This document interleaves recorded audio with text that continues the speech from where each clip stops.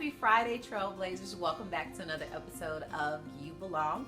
I'm your host once again, Yolanda Norman, and thanks for joining me. I've had an amazing week. Lots of great things happening with the company and with students and meeting different entrepreneurs here in the city. And I recently had a conversation with one of my students who just got a job interview. And I talked with her about a couple of tips that I want her to work on in preparing for the interview. So that's today's topic, 4 tips for you as a first-generation college student on preparing for your job interview.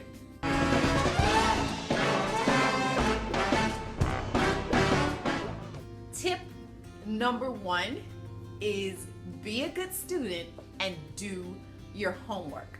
Whatever company you're applying for, whatever job you're applying for, do your homework and research the company. Know about who they are. What is their mission? What do they stand for? And why do you want to work for this company in the first place? When you come in and you talk with an employer, usually the first question you get is tell us a little bit about yourself and why you're interested in the job. In order for you to answer that question accurately, you kind of have to know what this company is about. Besides, if you want to start working for a company, you want to make sure that it's a good fit for you as much as they are making sure that you are a good fit for them. Number 2, the second thing that I want you to think about when you're going in for a job interview is remember to be yourself. We're always rehearsing different answers and we're thinking about different things that we can say so that we sound good to an employer. But you don't want your responses so rehearsed and so canned that you sound like a robot. You want to make sure you sound like yourself. Be personable. Be who you are, because that's the person that's going to be working for the company. Show them who you are. Show them your personality in a professional way, and make sure that they know exactly who they're hiring. Sometimes students can get into the point of where you're trying to look like or sound like someone you think they might want to hire, and you end up losing the job. Be yourself and put it all out there on the table and really allow them to see the dynamic person that they are about to hire. My third tip for you is about the questions. Make sure you really listen to the questions that the interviewer is asking. I cannot tell you how many times I have interviewed a student and they completely miss my question. So make sure that you're putting on your active listening skills, listen to the total question that they're asking, and make sure you answer that question. If sometimes an employer will ask a 2-part question, and I've certainly had this on the other end where someone's asked me 2 questions in the same sentence, and while I was answering the first question, I completely forgot the second question.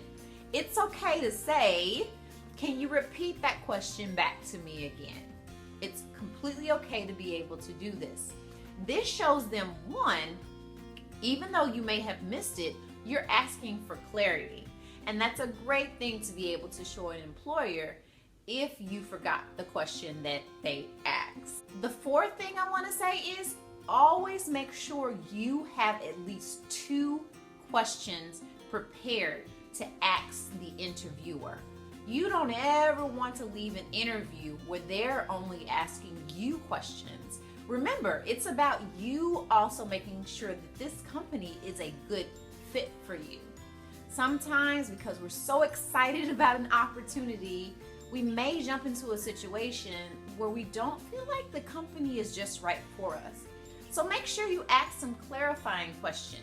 And those clarifying questions should be questions you can't get from researching on your own. So if you're doing your research and doing your homework and really finding out about this company and what they stand for, and you want to ask some deeper questions, once the interview is over, the employer usually gives you time and says, do you have any questions for us?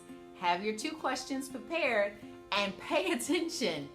You don't want to ask a question that they may have already answered or that they actually asked you during the interview period. So that's it. If you are on your way to an interview or you're starting the interview process, all the best to you.